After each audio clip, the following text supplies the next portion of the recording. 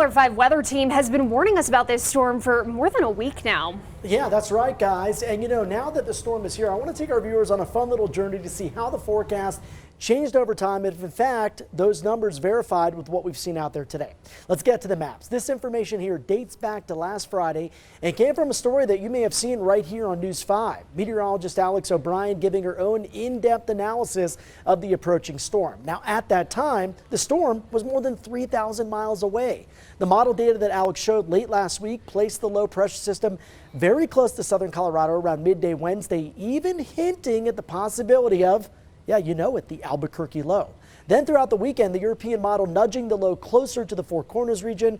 Now fast forward to yesterday's model data, the European model consistent still in showing that Four Corners low. Now check out the current satellite and radar. Actually, we're going to skip past that. We're going to take you to the snow forecast. This is a big deal here. Take a look at the latest forecast. This is what we had back on Saturday. This is the national blend of models. I tweeted this on last Saturday, and let's now compare that to the right side of your screen. That's our own personalized, more in-depth forecast that Mike and I put together yesterday. By this time, our messaging becomes more clear as confidence grows.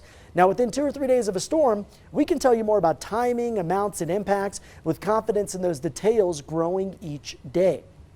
Final piece of the puzzle is to compare our forecast to the actual verified reports. Let's start with Colorado Springs. Last night we forecasted 4 to 7 inches of snow. Today's totals coming in between 4 to 8. Yeah, I'd say that's a hit. In Pueblo, we forecasted 4 to 6 inches. Came in on the high side with most reports around 6 to 7. Palmer Lake, we also hit the forecast here with 8 inches reported.